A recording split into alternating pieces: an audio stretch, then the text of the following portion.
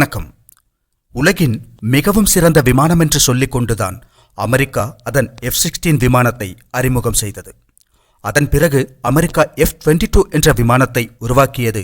5ஆம் தலைமுறை யுத்த விமானமான F-35ஐ அமெரிக்காவும் அதன் கூட்டு நாடுகளும் சேர்ந்து உருவாக்குகின்றன. ஆனால் இதற்கிடையில் உலக நாடுகள் பெருமளவில் வாங்கிய விமானங்களில் ஒன்றான F-16 தான் இன்னும் சிறந்தது என்ற ஒரு பொதுவான மதிப்பீடு உள்ளது. இப்போது நமது அண்டை நாடான பாகிஸ்தானின் கைகளிலும் நிறைய F-16 யுத்த விமானங்கள் உள்ளன. தீவிரவாதிகளுக்கு எதிராக மட்டுமே பயன்படுத்த வேண்டும் என்று சொல்லி அமெரிக்கா அவற்றை கொடுத்தது.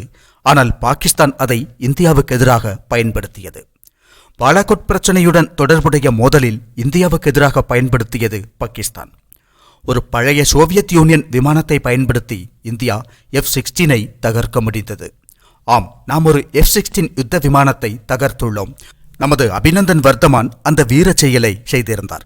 F-16ஐ தாக்கி தகர்த்த செய்தி அமெரிக்காவை பொறுத்தவரை ஒரு பெரிய அவமானமான நிகழ்வாக இருந்தது. அப்படி இருக்க இப்போது அமெரிக்காவின் F-16 விமானங்களை ரஷ்யாவின் வான் பாதுகாப்பு அமைப்புகள் ஒன்றன் பின் ஒன்றாக தகர்க்கும் செய்தி உலகம் முழுவதும் கேட்கிறது. உண்மையில் என்ன நடந்தது? ரஷ்யா உக்ரைன் போரில் ரஷ்யா மிக குறைவான எண்ணிக்கையிலேயே அந்நாட்டின் மிகவும் நவீன வான் பாதுகாப்பு அமைப்பான S-400 வான் பாதுகாப்பு அமைப்பை பயன்படுத்தியது. இந்தியாவும் சீனாவும் இந்த வான் பாதுகாப்பு அமைப்பை வாங்கியுள்ளன என்பது குறிப்பிடத்தக்கது. ரஷ்யாவின் கையில் அதன் மேம்படுத்தப்பட்ட பதிப்பான S-500 உள்ளதென்றும் கூறப்படுகிறது. ஆனால் S-400ஐ உருவாக்கிய அளவுக்கு S-500ஐ உருவாக்க ரஷ்யாவால் இன்னும் முடியவில்லை. இந்த போரில் ரஷ்யா S-400ஐ பயன்படுத்தியதால் உக்ரைனில் ஏற்பட்ட அழிவு பற்றி உலகம் முழுவதும் இப்போது விவாதிக்கப்படுகிறது. அமெரிக்க தயாரிப்பான F-16 மட்டுமல்ல, சோவியத் காலத்திய Su-27 உள்ளிட்ட யுத்த விமானங்களையும் எந்த கருணையும் இல்லாமல் S-400 என்ற வான் பாதுகாப்பு அமைப்பு தகர்த்து தூளாக்கியுள்ளது. F-16 உட்பட உள்ள விமானங்கள் தகர்ந்ததால் சீனாவின் கையில் உள்ள J-20ஐ தவிர மற்ற அனைத்து போர் விமானங்களையும் எளிதாக தகர்க்க முடியும் என்பதை S-400 வான் பாதுகாப்பு அமைப்பு நிரூபித்துள்ளது இன்றைய நிலையில். அதே நேரத்தில் பாகிஸ்தானின் கையில் உள்ள F-16 அவர்களின் கையில் உள்ளவற்றில் சிறந்த யுத்த விமானங்கள் F-16 தான். அதோடு பாகிஸ்தானும் சீனாவும் சேர்ந்து J-17 என்ற விமானங்களை உருவாக்கியுள்ளன. அதை உருவாக்கியது சீனாதான் என்றாலும் பாகிஸ்தானை பங்காளியாக சேர்த்து கொண்டது. அந்த யுத்த விமானங்கள் எல்லாம் S-400இன் முன்பு ஒன்றுமில்லை என்பது தெளிவாகியுள்ளது. இப்போது இந்த சீனாவின் J-20ஐ கூட அது ஒரு முழுமையான 5ஆம் தலைமுறை விமானம் என்று சொல்ல முடியாது. அதன் ஸ்டெல்த் திறன் இன்னும் ஒரு கேள்விக்குறியாகவே உள்ளது. அப்படி இருக்கும்போது S-400இன் செயல்திறனை கண்டு ஆச்சரியப்பட்டு போயுள்ளன உலக நாடுகள். இந்த அமைப்பு இவ்வளவு நன்றாக வேலை செய்யும் என்று யாரும் இதுவரை எதிர்பார்த்திருக்கவில்லை. போரில் பயன்படுத்தி பார்த்தால்தான் எந்த ஒரு ஆயுதத்தின் செயல்திறனும் புரிய வரும். ரஷ்யா இப்போது உக்ரைன் போரில் அதை பயன்படுத்தியதால் தான் இந்தியாவுக்கும் சீனாவுக்கும் கூட அதன் உண்மையான மதிப்பு புரிந்துள்ளது. இப்போது சீனாவின் கையிலும் இந்தியாவின் கையிலும் S-400 உள்ளது. இந்தியா இப்போது அதன் ஒரு இந்திய பதிப்பை உருவாக்கி வருகிறது. சீனாவும் அதற்கான முயற்சியில் ஈடுபட்டுள்ளது. அதனால் இந்தியாவுக்கும் சீனாவுக்கும் S-400ஐ வாங்கியது எப்படியும் ஒரு நல்ல டீல் தான் என்பதில் சந்தேகமில்லை. ஆனால் இங்கு திகைத்து நிற்கும் ஒரு நாடு பாகிஸ்தான் ஆகும். இந்தியாவின் தாக்குதல்களை தடுக்க முடியாது என்பது அவர்களின் மிகப்பெரிய பலவீனமாகும். ஏனென்றால் பாகிஸ்தானின் வான் பாதுகாப்பு அமைப்புகள் எல்லாம் மிகவும் பலவீனமானவையாகும். அதே நேரத்தில் பாகிஸ்தானின் F-16 மற்றும் JF-17ஐ கொண்டு இந்தியாவின் முன்னால் இனி எந்த விளையாட்டும் நடக்காது என்பதை உக்ரைன் ரஷ்யா போரில் ரஷ்யா அதை பயன்படுத்தியதால் பாகிஸ்தான் உணர்ந்துள்ளது. பாகிஸ்தான் மீடியாவிலும் சோசியல் மீடியாவிலும் இப்போது அதிகம் விவாதிக்கப்படும் ஒரு தலைப்பாக இது மாறியுள்ளது.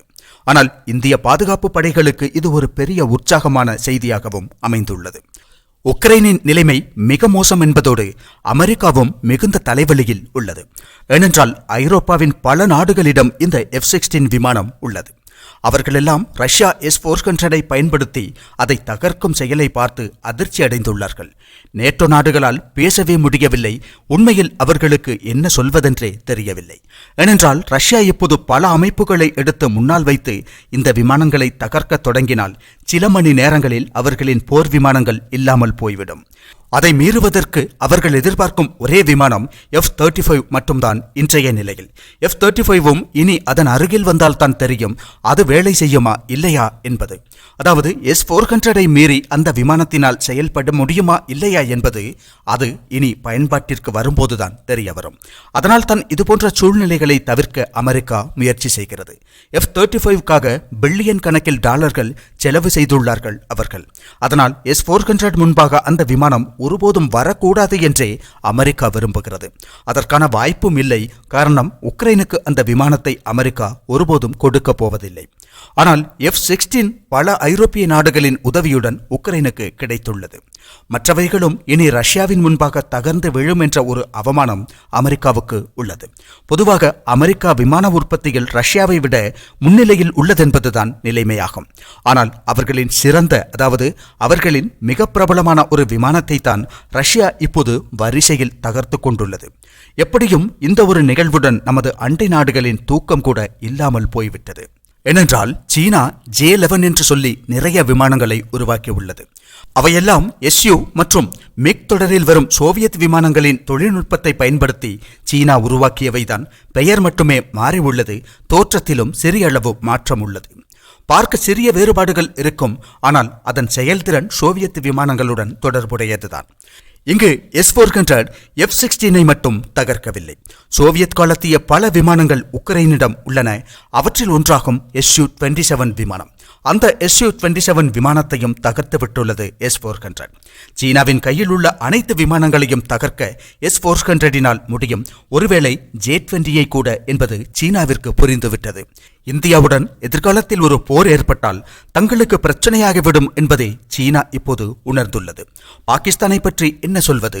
தூக்கம் இழந்து தவிக்கிறார்கள் பாவம்.